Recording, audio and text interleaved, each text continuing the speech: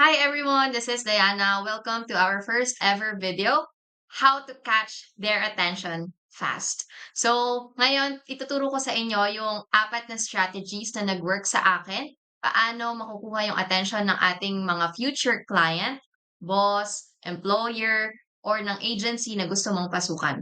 Kaya tara at samahan niyo ako sa mga susunod na video. So, ito ang ating i-discuss for today. One is yung picture. Second, email subject line. Third, email body. And four, yung time. So, number one is picture. Gumamit tayo ng bold colors, solid colors.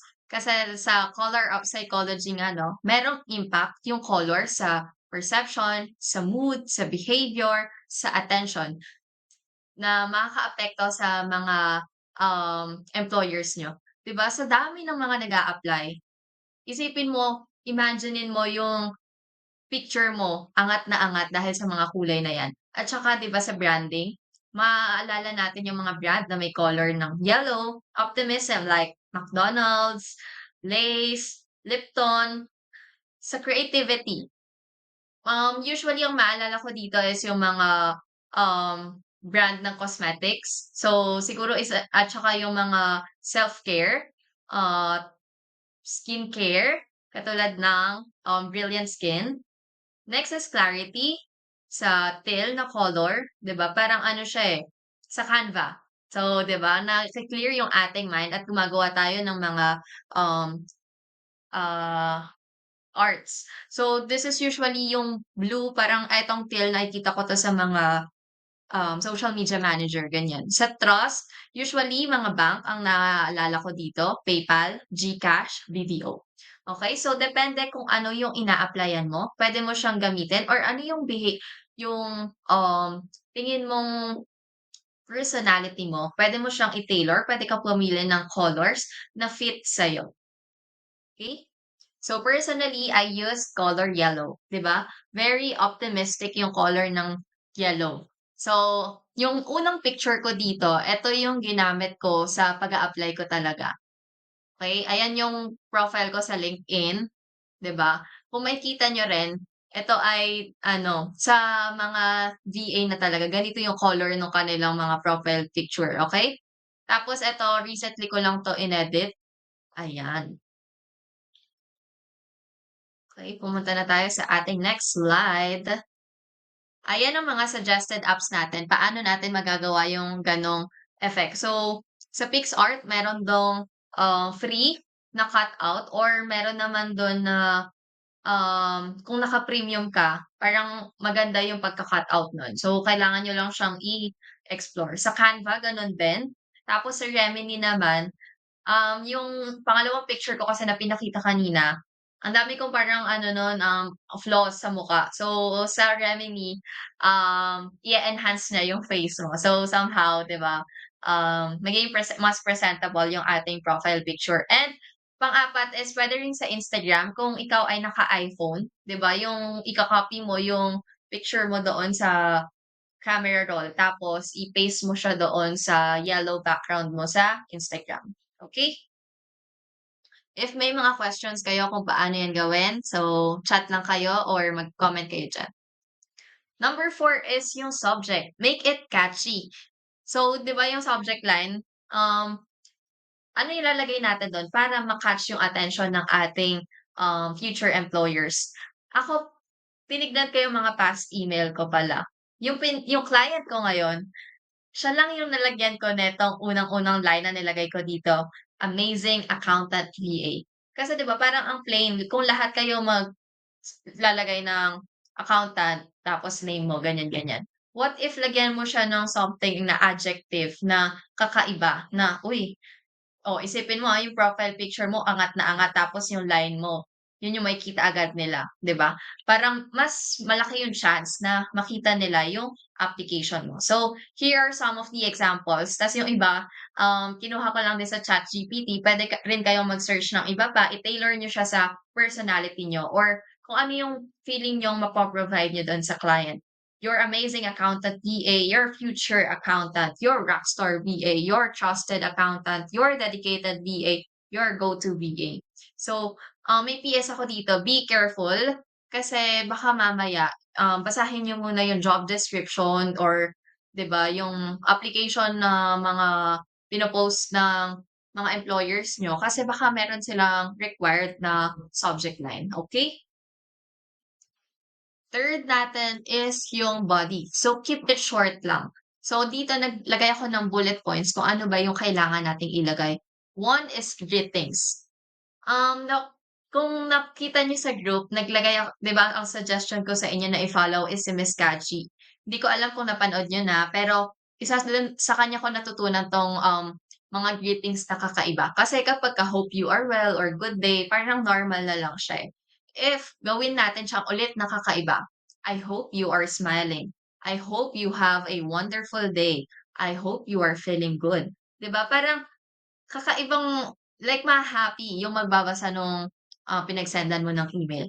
So eto rin yung mga pinagse-send ko na email 'no. Tapos maglagay ka sa first, sa introduction, ilagay mo kung saan mo siya nahanap. Sa Facebook ba 'to, in a Facebook group, ganyan, ganyan. Tapos next is one line about you, "I am Diana, graduate of ganito, ganyan." Tapos next is one line related to the job position. Next, after nun, yun na yung introduction natin. Next is maglagay ka ng bullet points na tailor dun sa job description. Ano ba yung mga, kailangan na mga values or technical knowledge na, hinahanap nung job description na yun. Next is yung closing natin, tapos lagyan natin ng contact. Okay, sa next slide ipapakita ko sa inyo yung example na email ng mga sinesend ko. So, dito may tip ako na tailor it for every application. Hindi kasi siya na parang one email sent to all. Eh, minsan ako nag-try din ako nun kunwari US law firm, nag-try ako ng mga restaurant, ng mga bank, ng mga, kung ano-ano talaga. So, siyempre ite-tailor mo siya sa mga kailangan nila, okay. So, eto yung ating example. Good day, miss. I hope you are smiling. I found your job was posting on a Facebook group and I feel really excited. Yan, lagyan niyo ng mga feelings yung inyong email. To know more about the job position, I am Diana, an accountancy graduate with a background in general accounting through my internship at an accounting firm. So ito yung isang instance na wala po talaga akong experience na 1 year or something, yung internship ko lang, okay. So kung ikaw ay fresh graduate or kahit na ano ka, nag-aaral pa rin, puwede mong pasukin basta maniwala ka lang na kaya mo. Huwag mong husgahan yung sarili mo agad na, "Ay hindi ako qualified." Girl, maniwala ka sa sarili mo, kaya mo 'yan, okey? So, lalo na kung kayo po ay may experience, lalong kayang-kaya niyo po ito, okey? Tapos eto, gusto ko rin i-highlight dito, moreover, I had a 15-hour general virtual assistant training and I'm currently enrolled in Xero and QuickBooks training. So, kahit na mag-e-enroll ka pa lang or nag-e-enroll ka pa lang, ilagay mo na siya na gumagawa ka ng action para matutunan yung, isang bagay na pinag-a-applyan mo, okey? Pero siguraduhin lang po natin as much as possible, wag po tayong mag-fake it till you make it. Pero yung mapakita ba yung values na kailangan nila. May nakita ako, employers doesn't, employ you for you because of your knowledge or technical knowledge or your skills, but employers employ you because of your attitude. So, sana sa email pa lang natin maramdaman na nila na proactive ka, na eager ka na matuto, and ayun yung mga positive values na meron ka, yan ilagay mo, okay. So, yung next natin 'di ba is yung bullet points na, about sa'yo. So eto nakita ko lang din 'to sa pagfo-follow ko ng mga, VA community. So gumagamit na sila ng mga emojis. Actually, kunwari, dito proficient in English, verbal and written communication, puwede kang gumamit ng emoji diyan na ballpen or nagsusulat or something. May mga gano'n na gumagawa po. Pero ako naglagay lang ako ng check mark para lang sa mas formal siyang tignan, okey?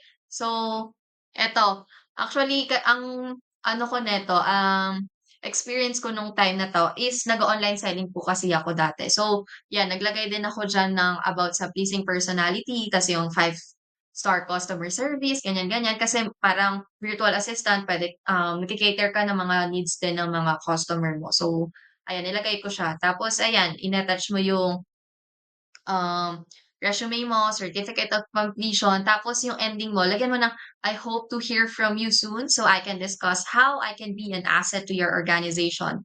Please don't hesitate to contact me on the details provided below." So ayan, inulit ko pa rin yung email ko diyan, tapos yung WhatsApp and Viber, usually kasi yun ang ginagamit ng mga employers. Okay. So, ayan.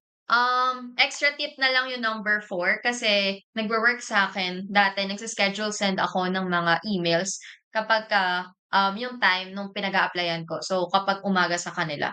Pero ngayon, nagtingin ako sa internet, ang best time daw para mag-send ng email is 9 AM to 10 AM. So, ayan para mas makita agad ng employer mo, 'di ba? Kapag yun working hours talaga, eh, parang peak na nagtitingin ng emails, makikita agad nila yung application mo.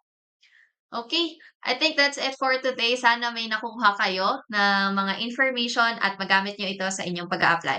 Thank you so much and see you sa ating next video. Bye!